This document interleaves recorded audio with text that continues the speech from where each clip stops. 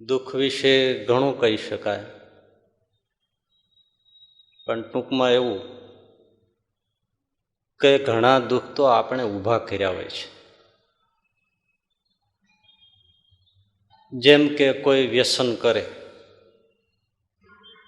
ચા બીડીનું વ્યસન છે, હવે એને ટાઈમે ચાય પીવા ન મળે તો હેરાન થઈ જાય, અને પછી એ બોલ્યા કરે, એવા હેરાન થયા, એવા દુઃખી થયા, ના પૂછો, માથું ચડી ગયું, ક્યાંય ફાવે નહીં, ચેન પડે નહીં. એ હાથે ઊભું કર્યું ને. બીડી સિગરેટ ગુટકાના વ્યસન હોય ને પછી મોઢાના કેન્સર થાય, તો ગુટકાઓ વગેરે વ્યસન કરે ને પછી મુખમાં ચાંદા પડે, કેન્સર થાય, પીડા થાય, દુઃખ થાય, હોસ્પિટલાઇઝ થવું પડે, તો એ આપણે ઊભું કર્યું ને. ઘરમાં સાસુ વહુને ઝઘડો હોય તો સાસુને એમ હોય કે વહુ મને પૂછતી નથી ખાવા પીવાનું, ચા પાણી, દૂધ પાણી.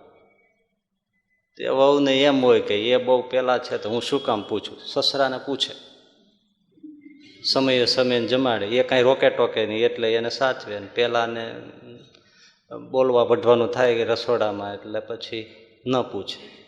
આ ઊભો કરેલો દુઃખ છે ને.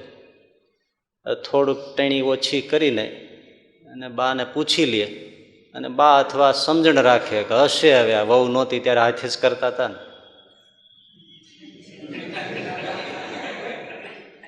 તો કાંઈ દુઃખ છે. પણ બે પોતાના ઊભા કરેલા સ્વભાવના દુઃખ છોડે નહીં તો દુઃખી થાય. આના માટે કાંઈ મંદિરમાં પ્રાર્થના કરવાથી ઠાકોરજી કશી મદદ કરે નહીં. અને પછી ભગવાનને કંઈક જાળવજો, કેન્સર બેન્સર થવું ના જોઈએ.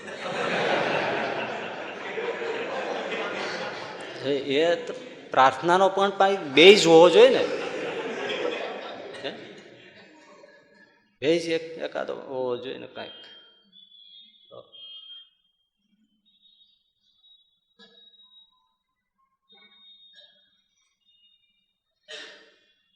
મહાદેવની આગળ એક સરદારજી 10 વર્ષથી પ્રાર્થના કરે, હે ભોલેનાથ દીકરો આપો, હે ભોલેનાથ દીકરો આપો. 10 વર્ષથી પ્રાર્થના કરે. તે એક દી શિવજીને એવી ખીચ ચડી, પ્રગટ થઈને ફેરવીને 2 લાફા ઠોક્યા. પેલા લગ્ન તો કરી લે.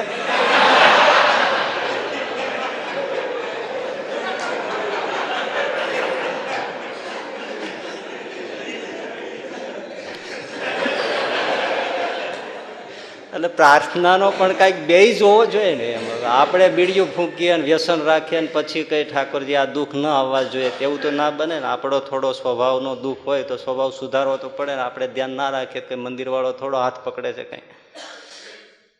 એટલે આ અમુક દુઃખ એવા છે આપણે ઊભા કર્યા છે, એનો ઈલાજ પણ આપણી પાસે જ છે.